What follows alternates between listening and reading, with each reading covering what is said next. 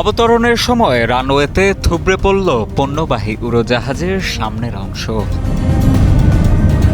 গত ৮ মে landing gear ছাড়াই তুরস্কের ইস্তাম্বুল বিমানবন্দরে অবতরণ করতে গিয়ে এমন দুর্ঘটনার কবলে পড়ে ফেডেক্স এয়ারলাইন্সের একটি পণ্যবাহী উড়োজাহাজ। বার্তা সংস্থা রয়টার্সে প্রকাশিত ভিডিওতে দেখা যায়, বিমানবন্দরের রানওয়েতে অবতরণের ঠিক কয়েক মুহূর্তের মধ্যেই অপ্রত্যাশিতভাবে রানওয়ে স্পর্শ করে ফেলে উড়োজাহাজটির ককপিটের তলদেশ।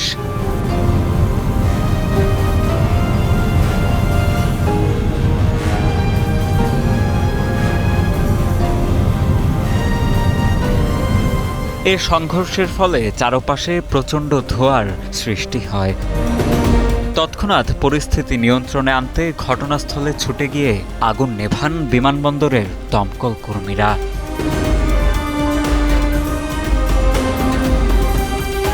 সৌভাগ্যবশত উড়োজাহাজের কোনো ক্রু এই ঘটনায় আহত হননি। পরবর্তীতে নিরাপদে বিমানের ভেতর থেকে সবাইকে বের করে আনা হয় বলে নিশ্চিত করেছে তুরস্কের পরিবহন মন্ত্রণালয়। প্যারিস চার্লস দে গল বিমানবন্দর থেকে উড্ডয়ন করা বিমানটি ইস্তাম্বুল বিমানবন্দরে অবতরণের আগে কন্ট্রোল টাওয়ারকে পাইলটরা জানান, উড়োজাহাজটিতে কোনোভাবেই ল্যান্ডিং গিয়ার খোলা সম্ভব হচ্ছিল না। এ ঘটনার পর সাময়িকভাবে সেই রানওয়েতে বিমান চলাচল বন্ধ করে দেয় বিমানবন্দর কর্তৃপক্ষ। তবে বিমানবন্দরের অন্যান্য রানওয়েগুলোতে কোনো বাধা ছাড়াই বিমান চলাচল অব্যাহত ছিল বলে জানায় বিমানবন্দর অপারেটর আইজিএ।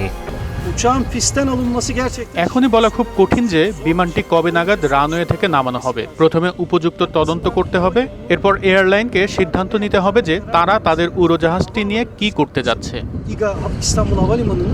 তবে এ বিষয়ে বিশ্বব্যাপী পণ্য সরবরাহকারী প্রতিষ্ঠান ফেডেক্স নিজেদের এক বিবৃতিতে জানিয়েছে, বিষয়টি তদন্ত করে দেখা হচ্ছে। তদন্ত সাপেক্ষে এই দুর্ঘটনার বিস্তারিত আরও তথ্য জানা যাবে। উল্লেখ্য, উড়োজাহাজটি প্রায় 10 বছর বয়সী বোয়িং 767-এর একটি উড়োজাহাজ। 1980-এর দশকের 767 যাত্রীবাহী উড়োজাহাজের মডেলের ওপর ভিত্তি করেই এটি বানানো।